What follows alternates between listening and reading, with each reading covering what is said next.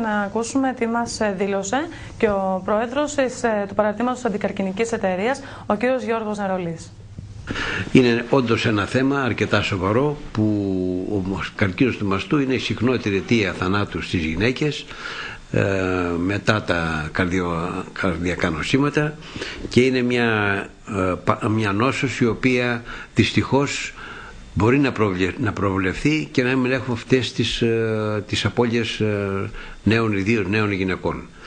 Είναι ένα σοβαρό θέμα, αρκετά σοβαρό. Εμείς σαν Αντικαρκινική Εταιρεία και όλοι βέβαια οι παράγοντες δημιουργούν τις προϋποθέσεις ενημέρωσης, με σεμινάρια, με ομιλίες, με προληπτικό έλεγχο. Όπως ξέρετε, πριν από ένα εξάμηνο είχε ανέβει στη Λαμία μια μονάδα, τώρα τελευταία, και παλιότερα κι άλλες κάνουν το μαζικό έλεγχο. Πρέπει να σας πούμε ότι τα υψηλά ποσοστά θνησιμότητας δημιουργούνται λόγω καθυστέρησης να πάνε σε έναν γιατρό να κάνει εξέταση. Πρέπει να σας πω ότι ο καρκίνος του μαστού θέλει 4 με 5 χρόνια να εξελιχθεί. Εάν γίνεται μια έγκυρη πρόληψη, εξέταση, θα πούμε πώς γίνεται, ένα 5% μόνο των θανάτων θα έχουμε. Αυτό είναι ένα σοβαρό θέμα, το λέω και επαναλαμβάνω, το λέω συνέχεια, διότι δεν λαμβάνουν τα προληπτικά μέτρα. Τα προληπτικά μέτρα είναι τα εξής: αυτοεξέταση του μαστού. Όλες οι γυναίκες πάνω από 20 ετών πρέπει και υποχρεούνται, να το πω, μία φορά το μήνα, την 7η με 10η μέρα μέσος όρος της μηνορήσεως, της περίοδου, να κάνουν μια αυτοεξέταση του μαστού. Οι δε γυναίκες μετά την κλιμακτήριο, μια ημερομηνία στάτε που θα έχουν. Και τούτο διότι θα πρέπει να γίνεται μια αυτοεξέταση, αυτοεκτίμηση της ανατομίας του μαστού. Κάθονται σε έναν καθρέφτη μπροστά, όρθιες, γυμνές, από τη μέση και πάνω, τα χέρια κάτω, παρακολουθούν τους μαστούς τους, οι μαστοί τους αν είναι ομοιόμορφοι, αν έχουν θυλές, αιμορραγίες, αν έχουν φλέβες, κάτι που δεν πάει καλά. Και αυτό σιγά σιγά θα το δουν, και αν είναι κάτι, η γυναίκα έχει την αντίληψη, τη διαίσθηση ότι κάτι δεν πάει καλά με το μαστό. Δεύτερον, ξαπλώνουν στο κρεβάτι κάτω με ένα μαξιλάρι πάνω από το κεφάλι και ένα στον αριστερό ώμο, εφόσον θα γίνει εξέταση στον αριστερό ή στο δεξιό μαστό ανάλογα. Βάζουν το χέρι το ένα στο μαστό και κάνουν την ψηλάφιση με τα 3 δάχτυλα περιφερειακά και γύρω-γύρω, και έρχονται στη θήκη του μαστού. Ψηλάφιση, ελαφρά ψηλάφιση. Εάν βρουν κάτι αυτή τη φορά και την άλλη φορά, μια κίστη, οτιδήποτε, την επόμενη φορά θα το εκτιμήσουν καλύτερα. Εάν δουν αυτά τα πράγματα μια φορά το μήνα, θα πάνε στο γιατρό τους και θα πάρει το δρόμο. Δεύτερη εξέταση είναι η κλινική εξέταση. Η κλινική εξέταση υποχρεούνται οι γυναίκες πάνω από τα 30-35 ετών να πηγαίνουν σε έναν ειδικό γιατρό να τους εξετάζει τους μαστούς μια φορά το χρόνο.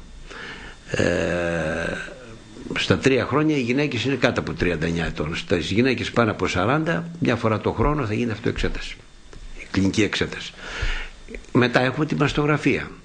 Η μαστογραφία γίνεται στις γυναίκες είτε πάνω από 40 ετών, μια φορά στο χρόνο, στα 2 χρόνια, 3, ανάλογα τι θα εκτιμήσει από τον γιατρό. Μπορεί να πηγαίνουν όμως από το 30 έτη και πάνω, κάτω από 40, στις περιπτώσεις που είναι ευξημένου κινδύνου. Δηλαδή οι γυναίκες που έχουν κληρονομικότητα στον καρκίνο, παρότι λέει δεν κληρονομείται. Οι γυναίκες που έχουν μάνα, αδερφή με καρκίνο, θα πρέπει αυτές μια φορά το χρόνο, μην πω και νωρίτερα, στο εξάμηνο, να παρακολουθούν τους μαστούς τους. Οι γυναίκες που δεν έχουν γεννήσει παιδιά, οι γυναίκες πάνω από τα 60 ετών, 70, αυτές θα πρέπει να κάνουν πιο συχνό έλεγχο. Τρίτον, οι γυναίκες οι οποίες έχουν άλλα προβλήματα, παχυσαρκίες κλπ. Τώρα, αυτό που έχει σημασία είναι το εξής. Σημασία έχει ότι οι γυναίκες θα πρέπει να πηγαίνουν στον γιατρό, να σταματήσει αυτός ο φόβος, η αμέλεια, η έλλειψη της εμπιστοσύνης που έχουν στην επιστήμη, και γενικά αυτά όλα τα αίτια τα οποία είναι γνωστά.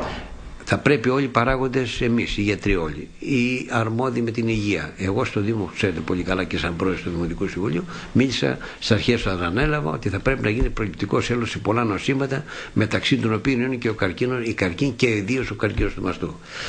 Αυτό τι σημαίνει? Σημαίνει ότι θα σώζουμε ένα μεγάλο ποσοστό γυναικών.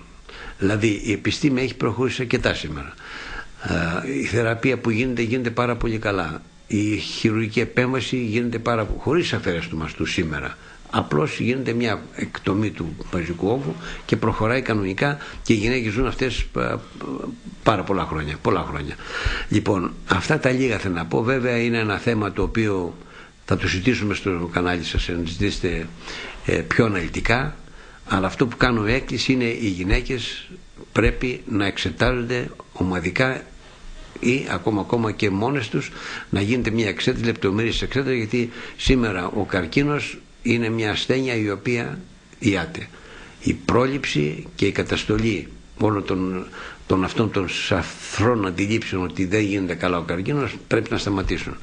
Πρέπει να σταματήσουν, γιατί όπως ξέρετε πολύ καλά και το επιμένω συνέχεια και λέω ότι η αποδεδειγμένη από δεκαετίας ορθότητα της αντίληψης ότι η καλύτερη και αποτελεσματικότερη θεραπεία του καρκίνου είναι η πρόληψη πρέπει να γίνει στάση ζωής για όλες τις γυναίκες, έτσι ώστε να μην εξακολουθούν να χάνονται άθικα ζωές με τις επακόλουθες συνέπειες.